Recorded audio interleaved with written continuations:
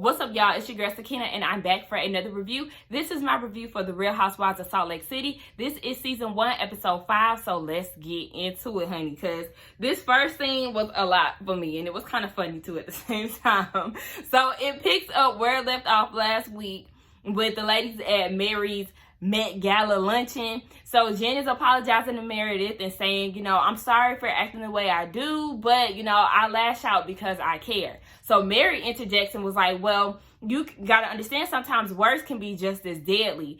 And Jen was like, well, you know, I say what everybody is thinking. And Mary was like, no, I would never say half of the things that you say. So Jen was like, I mean, that's okay. You know, we're different. But Mary kept saying, like, no, I would never say the things that you said, and even gave her a wink. Now, we all know that this stems from Mary being upset because Jen did not apologize for calling her a grandfather effer. Now, one of my subbies, I think it was Tiffany. Hey, Tiffany, if that was you. If it's not, I'm so sorry.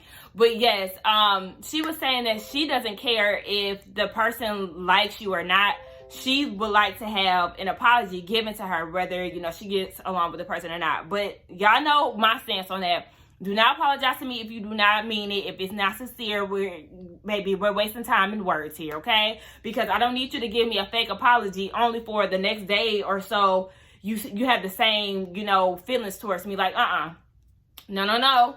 Save your words. I don't have time for the BS. Let's not do that. But, you know, we're all entitled to our opinions, right? So what works for her don't work for me, and that's fine. Now, yes, Mary gave her a wink, right?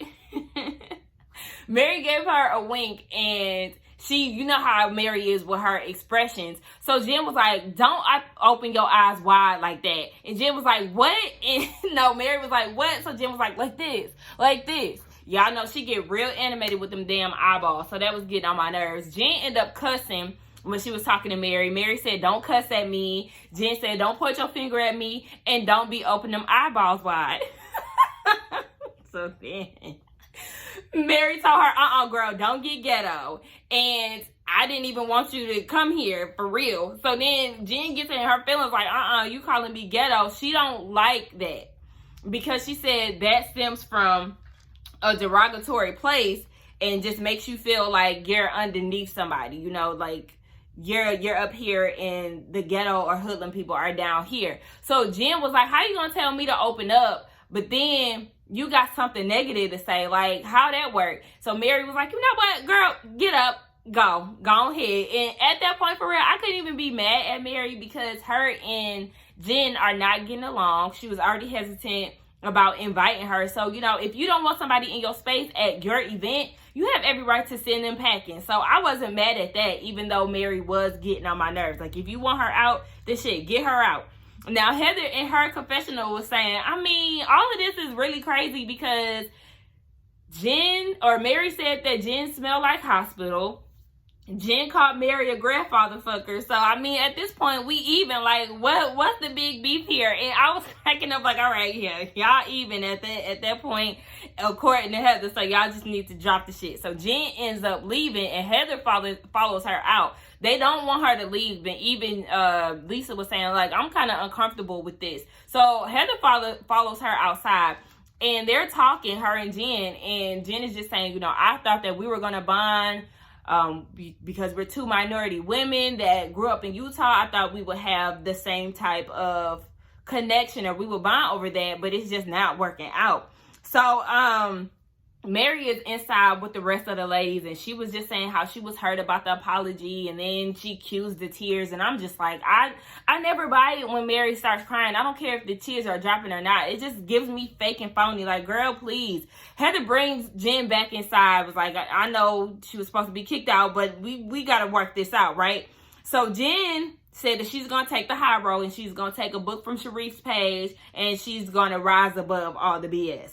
So Jen said that she wanted to open up, and she just felt like Mary took that moment away from her. So then Mary said that, I didn't know I wasn't allowed to comment. Girl, you made up the rules. And of course, Bravo showed us that rewind. Like, yes, girl, you definitely said nobody should comment.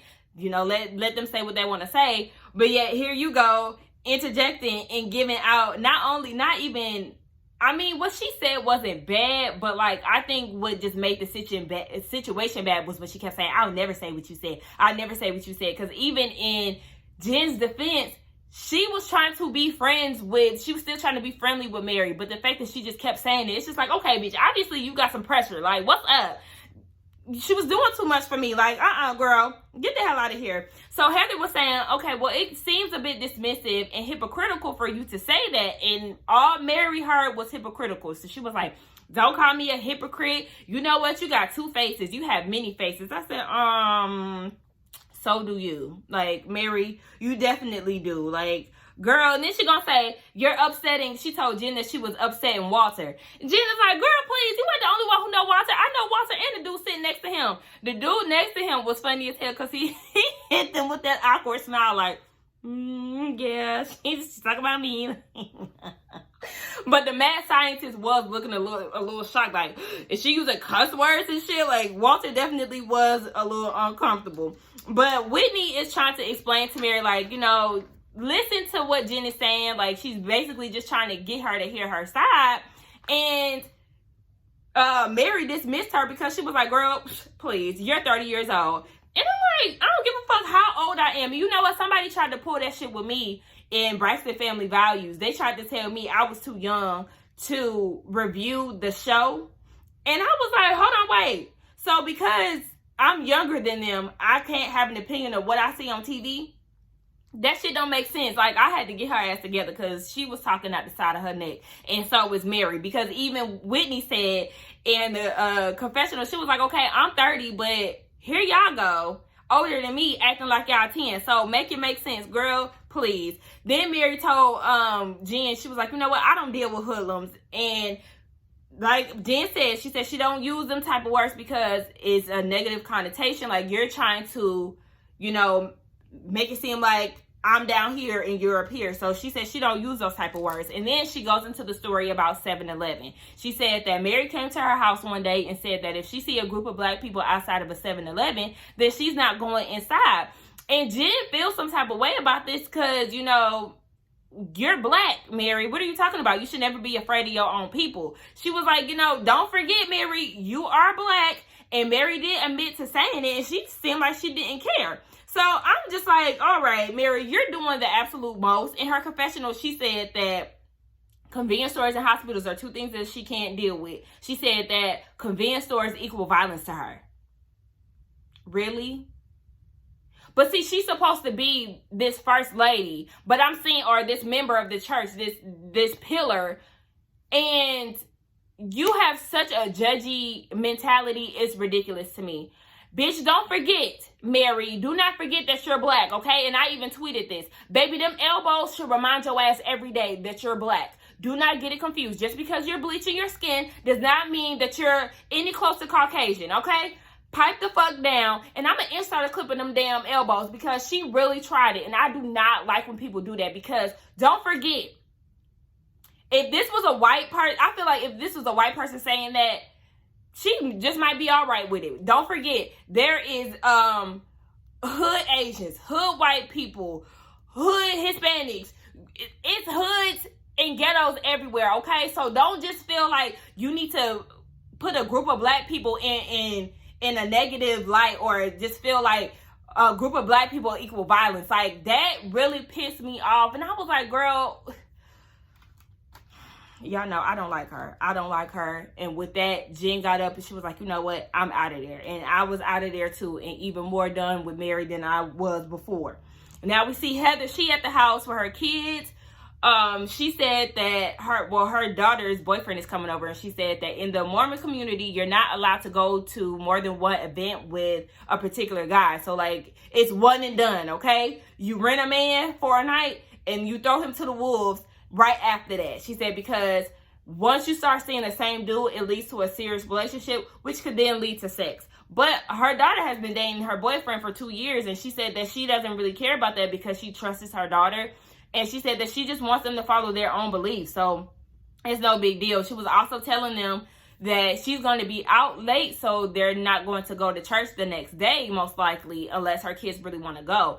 And her kids was like, nah, we really ain't trying to go there because Heather said that once the divorce happened between her and her husband, they stopped getting invited to things and they're not really hanging around the same type of groups. And her daughters was like, you know what? No, we don't have time for them judgy people. Like, oh, we're sinners, basically, is what her daughter said. I think her daughters are so funny. In that little clip, that was funny, and they're really cute. Heather is my favorite, y'all, because she's funny as hell to me, okay? She always keeps me entertained, and I like Whitney, too. Those two are my top. The cousins, they in there. Heather is hilarious. We see Meredith. She's picking up Seth. He's in town, and you know, they're supposed to be doing this dating thing. So Meredith is real sweet on him and all of this. And then he brings up the topic of her moving to Ohio.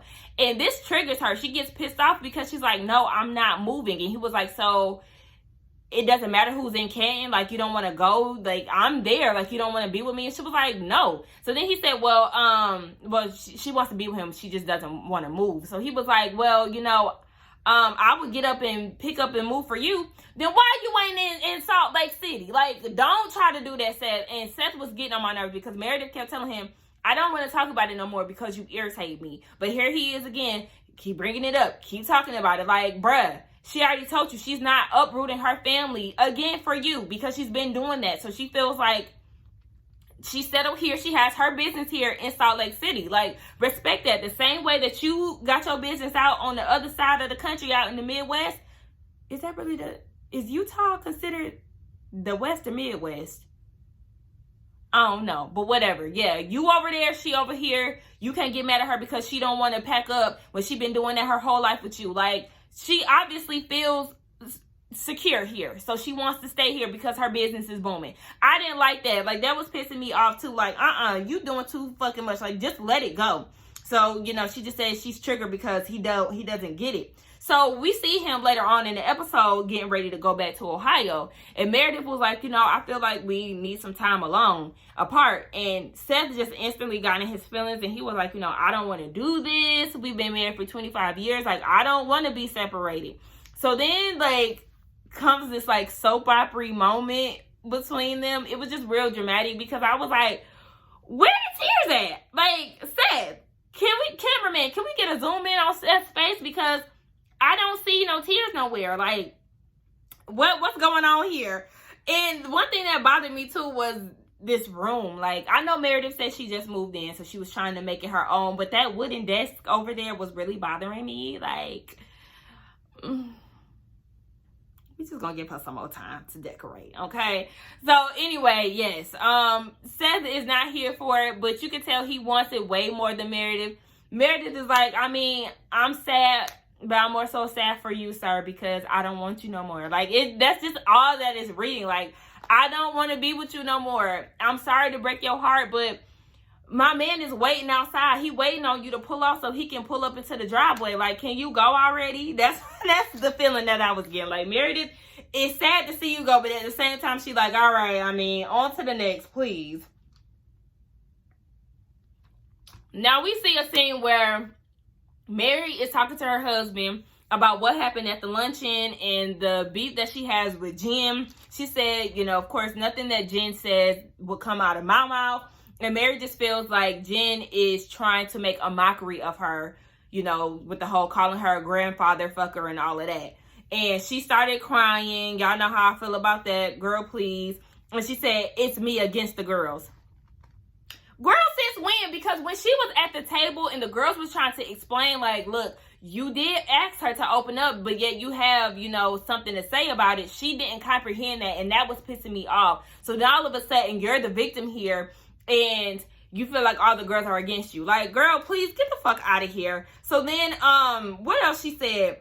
She said that she just really feels like she triggers Jen. Oh, yeah, and I forgot to mention the outfit that she had on. We're going to insert a picture here. She had on a workout body sweat jumpsuit that she turned into a two-piece tracksuit. It also was paired with this t-shirt that was really bothering me more than anything. It was the chain that was attached to the shirt for me. It was giving me very much so Ross. You know, when you go to Ross and you're looking through the racks, they have shirts like that. They have the necklace attached to the shirt. I don't like that. Like, girl, what was that? That was bothering me because, like, I don't know where, like, people who make clothing think that that's okay to have a jewelry piece attached to the clothing. That shit is ugly as hell to me. Like, So that was the irritating outfit of the day for Mary. Now we see that Jen is talking to Sharif, you know, on FaceTime per usual. And she's telling him about the whole luncheon situation too, saying that was one of the worst experiences in her life. And he was like, oh, word? Okay. You know, Sharif always looks real unbothered when it comes down to the the FaceTime sessions that him and Jim have. Like, you can tell he's very uninterested in it. But one thing I can applaud him for is actually listening and giving sound advice. Because I do feel like, you know, some men do get bored with our drama. If it's not juicy drama, because let's not act like pillow talk ain't gossip, okay? And let's not act like couples don't gossip together. I just feel like when it comes, if it ain't juicy enough, a man is not going to have that attention span that you want or that attentiveness that you want. But Jen is just saying that she was offended by the whole 7-Eleven conversation because her sons are black. But my question is, Jen, what was your reaction to what Mary said when she was at your house? How did you address it then? Because that's important too. I don't care if we're friends or not, because me and my best friend, we have disagreements all the time. And if I feel like she said something that I don't agree with, then I'm addressing it like, no, you can't say that. So I feel like you should have, I hope that you would have had the same energy that you did at that table. Because, I mean, yeah, if you didn't, and if you was laughing or whatever the case, then that would definitely be weird. So I hope you had the same energy that you had for her at that table. Now, Sharif said that interracial issues are real, but you can't go blaming yourself. Like, that's her own issue. So don't get too caught up in that. You know, Jen said, you know, her family is black, so she don't really like that. Sharif said, you know, just rise above it. He always give her good sound advice. I like that he's keeping her leveled and not really, you know, encouraging her to keep the mess up. Now we see that Whitney is at a karate session with her brother. She comes from a blended family, so this is, I guess, her half brother. You know, I'm not really into like halves. I feel like white people do that a lot. If my two younger siblings, my brother and my sister, we have different moms, but I don't go into the whole half sister brother, okay? You're my sister, you're my brother. Ain't no half shit, okay? But anyway, they come from a blended family, so her brother is not her dad's biological son. It's just by marriage. But, you know, she said that once her parents divorced, her and her siblings just went their separate ways. She was the one that was, you know, in support of her dad, while the other siblings was turning their nose up at her. So she was saying, you know, her dad is resuming his rehab, his rehab time or whatever. So he about to go back in and do some time, get his addiction in order, and she just wants her family's support. So, you know, hopefully that works out for them. We later on see that she takes her dad back to rehab, and she's just hopeful for the future. Now we see that Mary and Heather. Did I skip Lisa? Yeah, I mean, Lisa's part really wasn't nothing for real. I was bored. Anyway, we can go over to Mary and Heather. They meet up for lunch, and Heather was saying, you know, I know she called me two-faced the other day, but I just want to let her know that, yes, we're friends. I'm friends with you and Jen. Just know that you got my support, sis. So, Mary, this is something that stood out to me. Mary told the waitress that she doesn't like sparkling water because she feels like the bubbles, carbonation, is that what it's called? Yeah, carbonation is effective to the ovaries. And Heather was like, oh, well, if that's the case, pour me up. I need a double, baby, because I don't want no more kids. I thought that was funny as fuck. But I'm like, Mary, do you realize that not only carbonated drinks are harmful to the ovaries, but a lot of stuff that you consume on a daily basis is just as bad? Like, girl, please get out of here. So Heather asked her about the whole Jen situation. Mary said that Jen resents Mary because she's not the top dog. You know, Jen wants to be top dog, and she feels like Mary is getting in the way of that. Not really to me. I don't feel like Mary is the top dog. Well, okay, whatever. You think what you think. Mary said that Jen is triggered by her because she's a black woman, meaning that she's triggered by, you know, the things that I have. She wouldn't expect this out of a black woman. And Heather was like, you think so? And even in her confession was like, I don't think that Jen hates her because she's a black woman or whatever. And I feel like it's a reach too. Now, don't get me wrong. What Mary is saying is right. Like, I get what she's saying. But in the case of Jen, I don't think that Jen hates what you got going on, sis. She don't give a fuck. Nobody wants to be in your shoes, Mary. Let's get that straight. Don't nobody want to be in your shoes. Now, maybe your mama want to be in your shoes, but that's it. Anybody outside of that weird-ass family of yours does not want to be in your shoes. So, don't ever get it confused. Mary, I'm like, because, yeah, you can't even dress, and Jen has access to the same things that you have. So, yeah, she don't want to be there.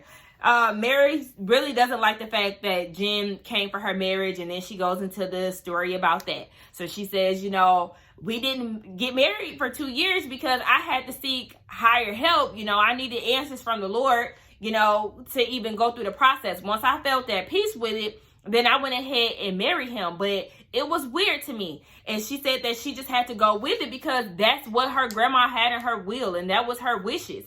And I'm like, girl, you're lying. You're lying. You're lying. Don't none of this shit make sense. Okay? Because I'm wondering, like, your grandma wrote a will. Right? She wrote a will. And in this will, she said, oh, marry my husband. I guess in order to get the church.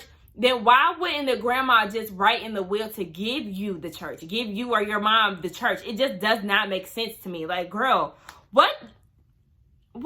No. Please tell me what this man has to do with it. My mom said that, you know, with the grandma passing away, all of the things will go to the grandpop. But if the grandma had time to write a will, then why wouldn't she just have that part in there? Okay, give the church to my daughters or to my girls. It just don't make sense to me. I'm not buying it, and the streets are saying this shit is fake anyway. And I've been saying that this shit don't make sense. So then she said that she managed to bring, her grandma managed to bring the church this far. Then she has to be right about marrying her grandpop. And she said, look at my life. She also said, you think that I'm high fashion? You know, LV? Maybe I am. Because I chose right. I just gave y'all some poetry. I said, girl, what? What are you talking about? You're not high fashion, first of all. Somebody please shake her up a little bit. Take her by her shoulders and shake her up. You are not high fashion. Just because you wear high-end clothing does not make you high fashion. Bitch, you don't know how to put them together. Get it through your mind, please. Now, as she's going in on this story, Heather is saying she can empathize with her, you know, choosing faith over love because, you know, her whole marriage situation. She said the only difference is I never had to call my husband granddad or even daddy for that point, for that matter. And I was like, this is why I love Heather, because she always saying some funny shit. Now, as Mary is talking, Heather is looking like, yeah. And I was just feeling like it's hard for her to really grasp this concept. And overall, Heather thinks that Mary is full of shit. So, yeah, Heather said that, you know what, Mary, you and Jen have a lot in common than you know. And Mary did agree to that. However, she's done. She said she does not want anything else to do with Jen. And that's fair enough. If you don't want to fuck with her, that's fine. Because she already was done with you before you even made this statement. I mean, you can't really expect her to apologize when you didn't even want to take accountability. And on top of that, you said some rude ass shit about her grandma in your confessional. So, girl, get the fuck out of here, Miss First Lady. Or whatever the hell, Pastor. Girl, please. To be honest, I don't see what it is with Mary. She does not blend in with the group to me. Who's friends with her in real life? Because you know how some shows act like they've been friends for a long time when they really just met to do the show. That's what I'm feeling like. I feel like Mary does not fit here. She's weird. I just don't like her. She's just weird as hell. Anyway, y'all, that's the end of the review. Please don't forget to like, comment, and subscribe to my channel. And I will see y'all in the next one. Bye.